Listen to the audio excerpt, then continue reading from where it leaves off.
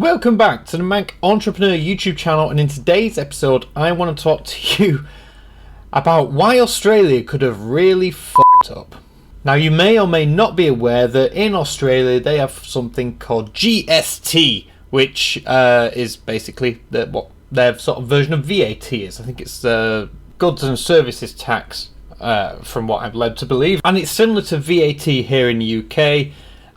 And Australia have it seems like they've not thought something through, because the Australian government is proposing that from the 1st of July of this year, that any online business that sells more than 75,000 Australian dollars worth of goods into Australia are going to be charged GST.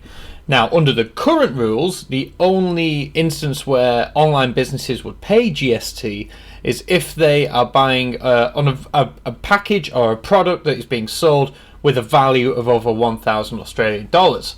Now, you may think, fair enough, Dave, this is all well and good, you know, Australia's got to look after its tax rules, blah, blah, blah. The problem is, for e-commerce, for eBay, for Amazon, for Etsy, for ASOS, for AliExpress, Alibaba, they're all being told that they need to collect the tax on behalf of the sellers. Now, this is causing a problem, because Australia seems to not... The Australian government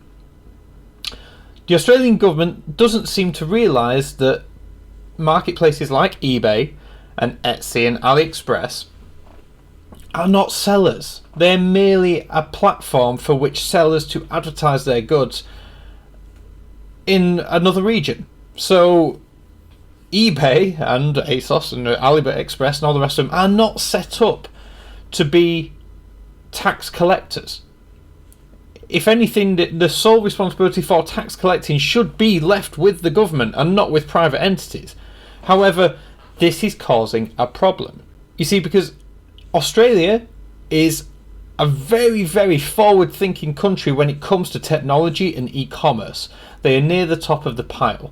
And, you know, even with its relatively small population, they get online. They buy a lot of things through e-commerce, and it offers a huge cross-border trade opportunity for loads of sellers here in the UK and in the USA, because there's no language barrier. They speak English. It's the easiest way to do cross-border trade, is to trade with another country where there's no translation issues. Now, this may not seem like such a big problem to you. You might think, well, I'm not Australian, it doesn't matter. Well, this is where it does matter, because eBay have come around and sort of said, in order for us to be able to put a system in place to collect tax, we basically have to rebuild an entire website just for Australia.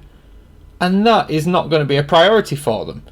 They earned so much more money from the US marketplace and the UK, the Germany marketplace, that going all to all that effort just for Australia is not going to be something that's high on the eBay priority list.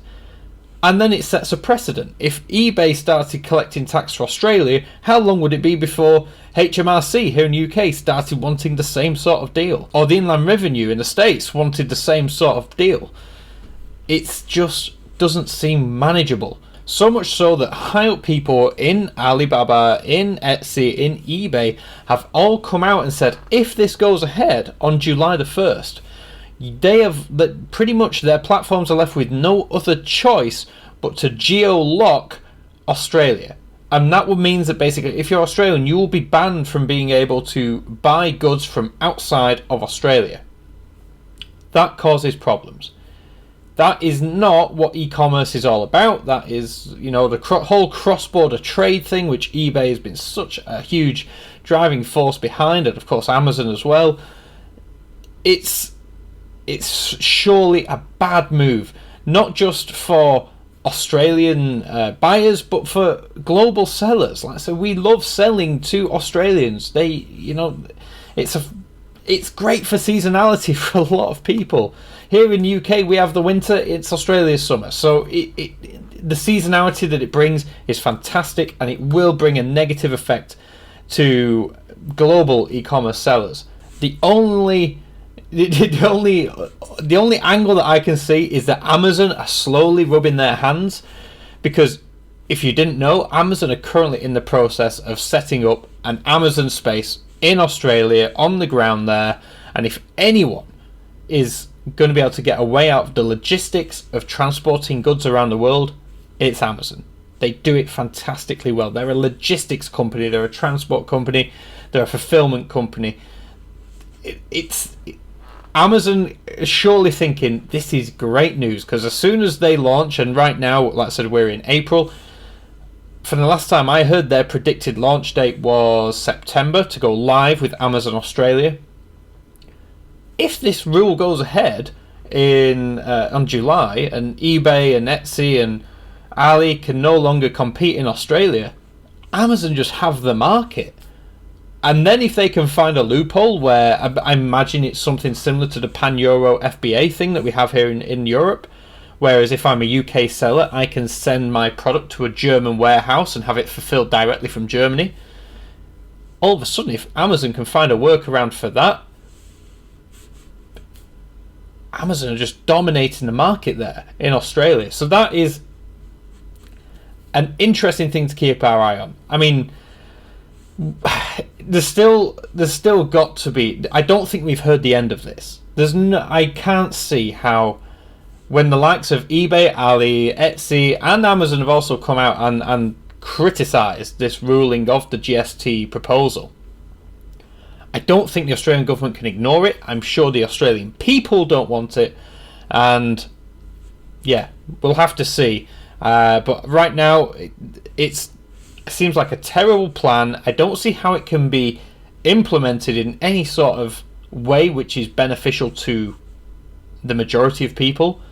And yeah, fingers crossed something comes out and it gets changed or adapted. But right now, this GST, eBay, Etsy thing, it's a mess. It's not good for e-commerce. And yeah, I'd love to hear your thoughts on this. If you are from Australia, let me know in the comments down below what your thoughts are on this. Do you think this is a good thing? You know, is it protecting Australian business, or is it just restricting your ability to buy on a global marketplace? Let me know. And if you're a seller anywhere else in the world, is Australia a big export channel for you? Do you send a lot of things to Australia? Again, let me know, because I think this has the potential to be hugely disruptive to a lot of businesses, and fingers crossed something changes, but right now it doesn't look good. With that said, any questions you have, let me know in the comment section down below. There is much more to this story. I'll put a couple of links which I think you may find useful in the description below. With that said, if you like it, hit that thumbs up button, subscribe if you are new, and I'll catch you in tomorrow's video. Thank you for watching.